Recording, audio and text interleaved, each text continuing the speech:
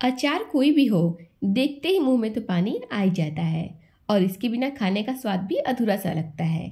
तो आइए आज हम बनाते हैं इस ठंड के मौसम में आंवले का अचार, जो बहुत ही स्वादिष्ट बनेगा और आप इसे इस तरह से बना करके साल भर से अधिक के लिए भी स्टोर कर सकते हैं। इस अचार की खास बात यह है कि हम इसे बहुत ही आसान विधि से बना करके तैयार करेंगे। इसके बावजूद भी अचार बहुत ही स्वादिष्ट बन करके तैयार होगा। तो चलिए फिर फटाफट से रेसिपी को शुरू करते हैं। तो इसके लिए मैंने यहाँ पर लिया है करीब 600 से 700 ग्राम के आसपास आंवला, जिसे मैंने बढ़िया से धुल करके साफ कर लिया है। पर आप ध्यान रखिएगा कि अचार के लिए आप फ्रेश आंवला लीजिएगा, आंवला कहीं सड़ा ना हो और एकदम बढ़िया हो। अब आंवलों को हमें थोड़ा सा पका लेना है, तो इसके लिए मैं यहाँ पर ले रही हूँ इडली स्टीमर और उस पर इस तरह से आंवले को रख दूंगी। यहाँ पर आप चाहें तो आंवलों को उबाल सकते हैं, कुकर में उबालिए या भगोने में उबालिए। कुकर में उबाल रहे हैं तो एक सीटी आने के बाद गैस की फ्लेम को लो कर दीजिएगा और बस 2 से 3 मिनट तक पका लीजिएगा। यहाँ पर बर्तन में मैंने पहले से ही थोड़े से पानी को डाल दिया था। अब स्टैंड को हम इस तरह से इसमें डाल देंगे, फिर इसे ढक करके लो टू मीडियम फ्लेम पर 8 से 9 मिनट तक पकाएंगे। तो यहाँ पर पूरे 8 मिनट के बाद आप देख सकते हैं कि जो हमारा आंवला है वो अच्छे से पक चुका है। आप देख सकते हैं कि आंवला जो है वो फट गया है, फ्लावर की तरह खुल गया है इस तरह से, देखिए। तो बस हमें इतना भर इसे पकाना है, ओवर कुक बिल्कुल नहीं करना है, क्योंकि हम इसका बना रहे हैं अचार। अब जब ये आंवले ठंडे हो जाएंगे, मतलब हाथ से छूने लायक हो जाएंगे, तब हम उनकी इस तरह से सारे कलियों को अलग कर देंगे और बीज को निकाल करके फेंक देंगे। बीज का इस्तेमाल आप अचार में बिल्कुल मत कीजिएगा, वरना आपका जो अचार है वो जल्दी खराब हो जाएगा। अच्छा, यहाँ पर आपने देखा होगा कि मैंने आंवले को स्टीम किया है। इससे क्या होता है कि आंवले में जितने भी विटामिन सी और जितनी भरपूर मात्रा में मिनरल्स होते हैं वो आंवले के अंदर ही रह जाते हैं, वो बाहर नहीं निकलते हैं। लेकिन अगर आप इन्हें बॉयल करके लेते हैं, उबालते हैं अगर आप इन्हें, तो सारे जो इनके विटामिन और मिनरल्स होते हैं वो पानी के जरिए बाहर निकल जाते हैं। या फिर आप इसे इडली स्टैंड में नहीं स्टीम करना चाहते हैं तो आप कोई जाली ले लीजिएगा, फिर आटा चालने वाली छलनी ले लीजिएगा, फिर उसमें आंवले को डाल करके उसे पानी के ऊपर ढक करके 8 से 9 मिनट तक उसे भी पका लीजिएगा। वो भी इस तरह से पक करके तैयार हो जाएगा।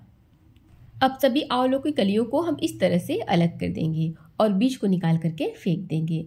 फिर आप कोई भी ट्रे या थाली ले लीजिए और उसमें इस तरह से आंवलों को अच्छे से फैला दीजिए। आप ध्यान दीजिए मैं इसे किस तरह से फैला रही हूँ। जो आंवले का छिलका वाला पार्ट है उसे मैं नीचे कर रही हूँ और जो अंदर का भाग है उसमें ऊपर इस तरह से खुला रख रही हूँ। इससे जो आपका आंवला है वो जल्दी सूखेगा। अब यहाँ पर आप चाहें तो इसे 6 से 8 घंटे के लिए फैन के नीचे रख दीजिए या फिर 3 से 4 घंटे के लिए धूप में रख दीजिए। इससे जो हमारा अचार होगा ना वो जल्दी खराब नहीं होगा और सालों तक चलेगा आराम से। साथ ही मैं 5 से 6 हरी मिर्च को बीच से काट करके इसी में फैला दे रही हूँ ताकि वो भी अच्छे से सूख जाए। तो जब तक ये सूखेगा इसी बीच हम अचार के लिए मसाला तैयार कर लेंगे। तो सबसे पहले हम एक पैन में लेंगे 3 बड़े चम्मच साबुत धनिया, 3 चम्मच सौंफ, 1 चम्मच मेथी के दाने और 1 चम्मच लेंगे ब्राउन वाला सरसों। अब सभी चीज़ों को हम गैस के लो फ्लेम पर लगातार चलाते हुए बढ़िया से भून लेंगे ताकि जो हमारे मसाले हैं वो चारों तरफ से हल्का सा भून जाए। और ये देखिए जो मसालों का कलर है वो पहले से हल्का सा चेंज हो चुका है। या फिर जैसे ही मसाले चटकने लग जाएं आप गैस की फ्लेम को बंद कर दीजिएगा और तुरंत इसे पैन में से बाहर निकाल लीजिएगा, वरना पैन की गर्मी से मसाले जल सकते हैं। अब हमें इसे पीसना है, तो मैं सभी मसालों को मिक्सिंग ग्राइंडिंग जार में डाल दूंगी और इसका एक दरदरा पाउडर बना करके तैयार कर लूँगी। यहाँ पर मसालों को हमें एकदम बारीक नहीं पीसना है, मसालों को हल्का दरदरा ही रखना है। जब मसाले ऐसे रहेंगे तो जो आपका अचार बनेगा वो बहुत ही स्वादिष्ट बन करके तैयार होगा। तो अब मसालों को रखते हैं एक तरफ और ये देखिए जो हमने आंवला सूखने के लिए रखा था ये बहुत ही बढ़िया से सूख चुका है। इसमें ज़रा सा भी नमी नहीं है, मतलब आंवले के ऊपर पानी बिल्कुल भी नहीं लगा है और बढ़िया से सूख करके तैयार भी हो गया है। अगर इसके ऊपर पानी लगा रहेगा तो अचार जल्दी खराब हो सकता है, इसलिए ध्यान रखिएगा कि ये बढ़िया तरीके से सूखा हो। अब हम एक बर्तन लेंगे और उसमें सारे सूखे हुए आलू और मिर्च को डाल देंगे। साथ ही जो भी हमने मसाला बना करके रखा था पीस करके उन सभी को इसमें डाल देंगे। साथ ही इसमें ऐड करेंगे आधी छोटी चम्मच मंगरेला या कलौंजी, 1 चम्मच डाल देंगे पीली वाली सरसों, 1 छोटी चम्मच हल्दी पाउडर ऐड करेंगे और तीखेपन के लिए 1 छोटी चम्मच कूटा हुआ लाल मिर्च पाउडर भी डाल देंगे। अब अच्छे कलर के लिए मैं इसमें डाल रही हूँ 1 छोटी चम्मच कश्मीरी लाल मिर्च पाउडर। आपको ज़रूरत हो तो आप डाल दीजिएगा, वरना आप इसे स्किप भी कर सकते हैं। अब सभी सूखी चीज़ों को हम हल्का सा मिला लेंगे, फिर इसमें थोड़ा थोड़ा करके सरसों का तेल डालते जाएंगे और इसे अच्छे से मिलाते जाएंगे। यहाँ पर मैंने जो सरसों का तेल लिया है वो कच्चा लिया है। सरसों का तेल कच्चा डालने से जो अचार का टेस्ट है वो बहुत ही बढ़िया आता है। अच्छा, मैं मसालों के साथ नमक को डालना भूल गई थी, तो मैं यहीं पर डाल दूंगी इसमें 1 बड़ा चम्मच नमक और सभी चीज़ों को बढ़िया से मिला लेंगे।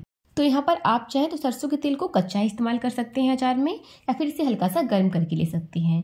गर्म करने से बेसिकली क्या होता है कि जो सरसों का झार होता है वो कम हो जाता है। तो यहाँ पर जो आपको पसंद हो आप उस तरह से तेल का इस्तेमाल इसमें कर सकते हैं। और ये लीजिए, यहाँ पर मैंने सभी चीज़ों को बढ़िया से मिला लिया है और ये हमारा चटपटा सा अचार बन करके तैयार है।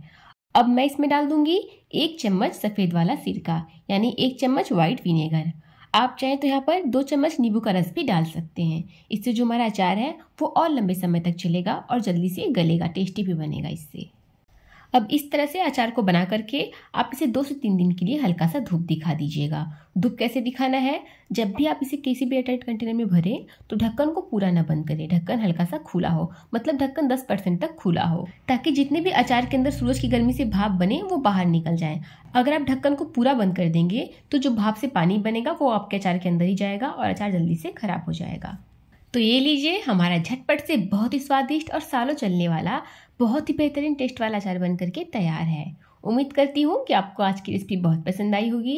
रेसिपी अच्छी लगी हो तो प्लीज़ वीडियो को लाइक कीजिए, शेयर कीजिए और आपके अपने चैनल भोजन को सब्सक्राइब करना बिल्कुल मत भूलिएगा। तो चलिए फिर मिलते हैं इसी तरह से एक और नई रेसिपी के साथ। तब तक के लिए धन्यवाद।